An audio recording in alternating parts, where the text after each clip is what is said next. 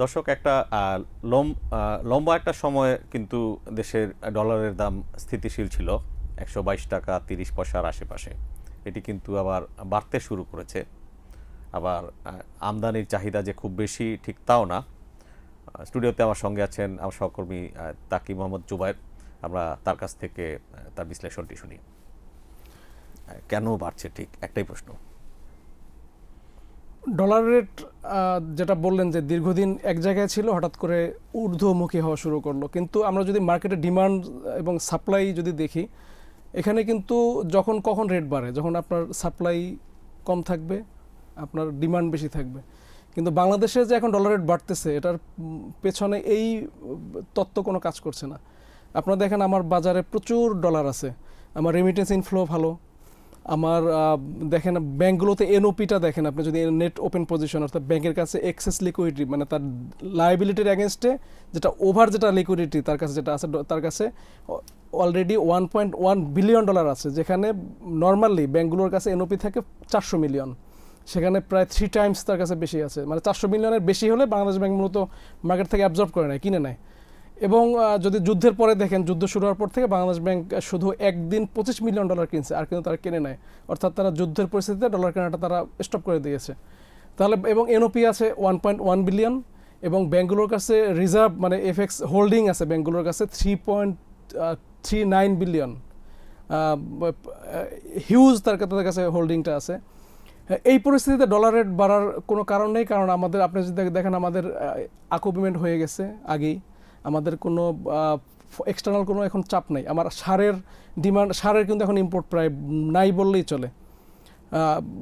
হয়তো তেলের একটা তেলের যেটা ডিমান্ডটা যেটা আসবে, তেল গ্যাসের যেটা, সেটা কিন্তু এখনও আসে নাই। আমি কিন্তু স্টেট ওন ব্যাঙ্কগুলোর সঙ্গে কথা বলেছি, যারা এই বিপিসির সেটেলমেন্টগুলো যারা করে। আমি যদি একদম নাম ভেঙেই বলি, সোনালী ব্যাংকের সঙ্গে কথা হয়েছে, রূপালী ব্যাংকের সঙ্গে কথা হয়েছে, যারা স্টেট ওন ব্যাঙ্কগুলো তো ওদের সেটেলমেন্টগুলো করে। ইভেন কিন্তু আপনার এই যে মার্চ এপ্রিলের জন্য যে হাই প্রাইসের যে ফুয়েলগুলো আনা হচ্ছে, সেগুলো তো নিশ্চয়ই সেগুলো সেটেলমেন্ট তো আরো পরে গিয়ে হবে। সেগুলো সেটেলমেন্ট তো এখন হচ্ছে না। আচ্ছা, এলসি হচ্ছে এখন, ইম্পোর্ট হচ্ছে এখন, সেটেলমেন্ট তো আরো পরে গিয়ে হবে। অর্থাৎ ওই ডিমান্ডের চাপটা এখন আসবে না, আরো পরে আসবে। কিন্তু এখন বাড়তেছে কেন? তাহলে আপনার মার্কেটে ডিমান্ড, মানে মার্কেটে ডলারের ডিমান্ড নাই। এবং আপনি দেখেন যে আপনার আমাদের যে ক্যাপিটাল মেশিনারি, সেটাও কিন্তু আমাদের ফ্লো নাই। আর এর মধ্যে যুদ্ধ শুরু হয়ে গেছে। ধারণা করা ছিল যে ইলেক্টেড গভর্নমেন্ট আসলে ক্যাপিটাল মেশিনারি ইম্পোর্টটা বাড়বে, অর্থাৎ ইনভেস্টমেন্ট বাড়বে। ইনভেস্টমেন্ট বাড়তেছে না। আপনি দেখেন রিসেন্ট যে কালকে যে ডেটা পাবলিশ হলো, আপনার প্রাইভেট ক্রেডিট গ্রোথ 6.03, মানে একদম হিস্ট্রিক্যাল লো লেভেলে। অর্থাৎ ডলারের ডিমান্ড থাকার কোনো কারণ নেই। ইভেন আজকে সোনালী ব্যাংকে আমি কথা বলেছি, আজকে সোনালী ব্যাংকে কোনো ডলারের মানে সেটেলমেন্টের চাপই ছিল না। ইভেন রূপালী ব্যাংকে কথা বলেছে, তাদের যে পরিমাণ এনওপি আছে তা দিয়ে তারা যদি নতুন করে নাও কেনে, নতুন করে তারা যদি নাও কেনে, তারা তাদের পুরো মাস চলে যাবে, এতটা তাদের এক্সেস মানে ডলার তাদের কাছে আছে। তাহলে ডলার রেট বাড়তেছে কেন? এখানে দুটা বিষয় এখানে সামনে চলে আসছে আমাদের ইনভেস্টিগেশন। এটা নিয়ে আমি প্রায় যখন ডলার রেট বাড়া শুরু করছে, বিষয়টা আমার কাছে খুব অ্যাবনর্মাল লেগেছিল, এবং আমি এটা নিয়ে লেগেছিলাম গত কয়েকদিন ধরে। এবং অ্যাবনর্মালটা আরও বেশি লাগলো তখন যখন হলো মার্কেটে কিছু আওয়াজ আসা শুরু করলো 120 টাকা 130 টাকায় গিয়ে ডলার রেট পৌঁছাবে।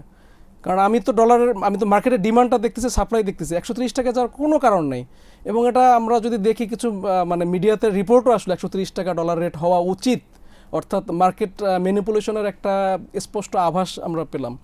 এটা নিয়ে আমি যখন সেন্ট্রাল ব্যাংকে কথা বলা শুরু করলাম, সেন্ট্রাল ব্যাংকও বিষয়টা তারা নড়েচড়ে বসা শুরু করলো। ইভেন সেন্ট্রাল ব্যাংকে রিসেন্টলি 2-1 দিনের মধ্যে এই এপ্রিলে কয়েকদিন এই সপ্তাহে আর কি একটা গভর্নর সহ একটা মিটিংয়ে হয়েছে। এই মার্কেটে যে মেসেজটা দেওয়া হচ্ছে, কেউ বা কারা এই মেসেজটা দিচ্ছে যে 130 টাকা রেট হবে, এবং এই মেসেজটার এগেনস্টে গভর্নরের সাথে একটা মিটিং হয়েছে সংশ্লিষ্ট কর্মকর্তাদের সাথে।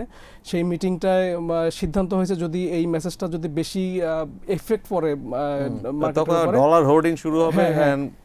স্বাভাবিকভাবে ডলার হোর্ডিং শুরু হয়ে গেছে অলরেডি। আমরা দেখতেছি যে অলরেডি যে ব্যাংক 5-6টা ব্যাংক তারা মার্কেট ম্যানিপুলেশন শুরু করছে।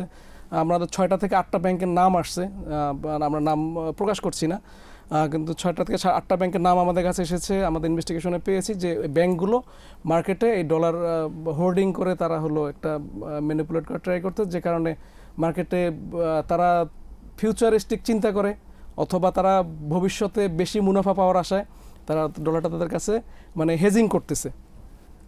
আরেকটা বিষয় হলো যখন এই মেসেজটা যখন বাজারে খুব ভালো করে ছড়ানো হলো 130 টাকা রেট হবে, তখন বাংলাদেশ ব্যাংক যে মিটিংটা করলো, মিটিংয়ে একটা সিদ্ধান্ত হলো যে যদি এই মেসেজটা বেশি ইফেক্ট করে তাহলে আমরা উল্টা ডলার সেল করবো। যদিও আপনি জানেন যে অলরেডি এই অর্থ বছরে বাংলাদেশ ব্যাংক $5.4 বিলিয়ন তারা কিন্তু মার্কেট থেকে কিনছে।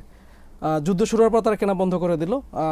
আবার যদি প্রয়োজন হয় তারা মার্কেটে বিক্রি করে তারা একটা মেসেজ দিবে, না ডলার রেট বাড়ার কোনো কারণ নেই, কারণ আমার পর্যাপ্ত আমার রিজার্ভ আছে, আমার প্রায় $35 বিলিয়ন রিজার্ভ আছে, আমার মার্কেট ডিমান্ড নাই, তাহলে আমার তো ডলার রেট যে ম্যানিপুলেট করার যে এই ট্রাইটাকে আটকাতে হবে। এবং দুটো কারণের কথা বলছিলেন, যে একটা হচ্ছে যে আমরা যেটি বুঝতে পারলাম যে আরেকটা কারণ একটা বড় ব্যাংক হচ্ছে যে একসাথে ডলার কিনছে, সো দ্যাট ডলারের ডিমান্ডটা একটু রোবাস্ট দেখায়।